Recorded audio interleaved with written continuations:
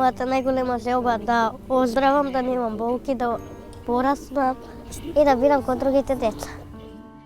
Средношколката Христина Митревска има 16 години. Висока е 115 сантиметри или како да има 6 години. Таа е една од само 4 случаи во целиот свет со исклучително реткиот синдром Немо. Тоа што е многу пониска од врсниците не е најголемиот проблем. Има постојани воспаление во телото и живее со болки. Тешко што ме боли цела снага, не можам да станам од кревет. Еве вака у школа не можам да идам.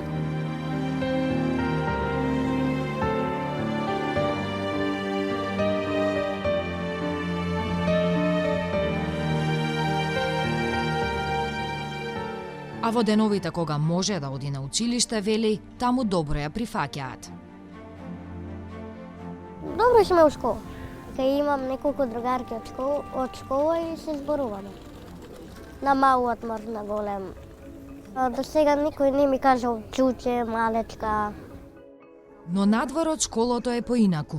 Иако има исти желби и потреби како врсниците, нема ист социјален живот. Кога звони за крај на последниот час, значи дека дошол и крајот на дружбата со соучениците. Кога има само роден ден идам, иначе вака на кафе со мама и тато идам. А со другарки на кафе? Не, Зошто? нешто не сакат. Не сакаш ти? Не, они не сакат. Јас ги поканувам, они ќе ме одбијат, така да. Ти што ти велат? Зошто те одбиваат? Епа, имат работа, учење. Веќе не се ни обидува да организира дружба. Се откажав, не ги викам на кафе.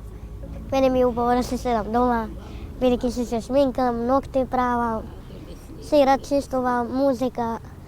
Имам двајца другари од улица, си правиме секој ден на Вибер муабет и ќе дојдат кај мене, ќе поседиме, се зезламе, се смееме.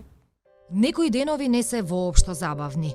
Почнуваат со прашањето: "Мамо, зошто си ме родила ваква? И ти да се мачиш и јас да се мачам." Не ужива ниту во честите патувања во Америка. Таму оди за да се лекува, а не за да се шета. И така 5 години.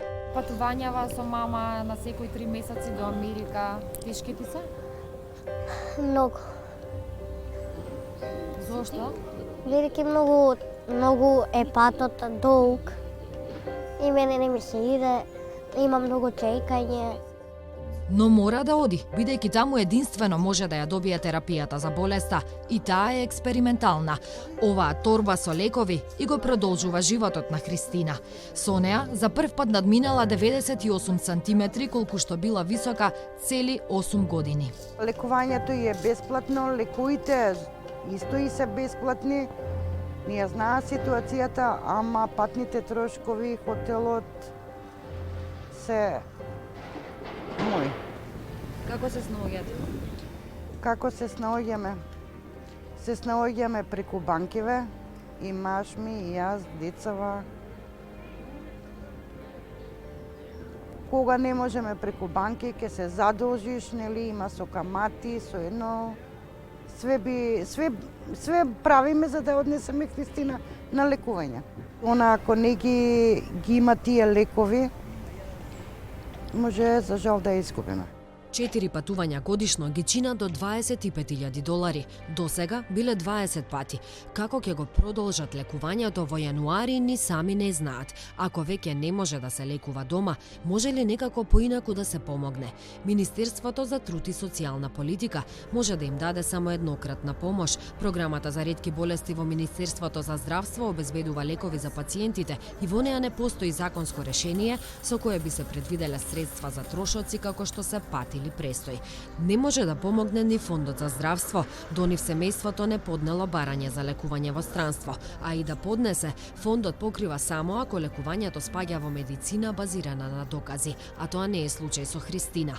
Она на што семејството може да се подпре во моментов е надешта за помош од пријателите и од граѓаните. Ова дете е македонско државјанство, ова е не е американка, она, за да они се трудат толку повеќе од нашиве.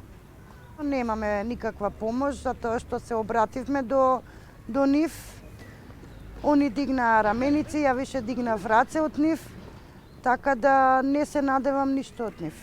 И најголема желба ми е да имам едно волшебно стапче и да го надам и да видам принцеза да биде. Ама ја немам. Со помош на родителите и браќата кои се најголема поддршка, упорно се бара начин да се продолжи дури и тогаш кога се чини како да нема излез. Верувам во тоа дека како сите други деца и дека Христина еден ден ќе биде.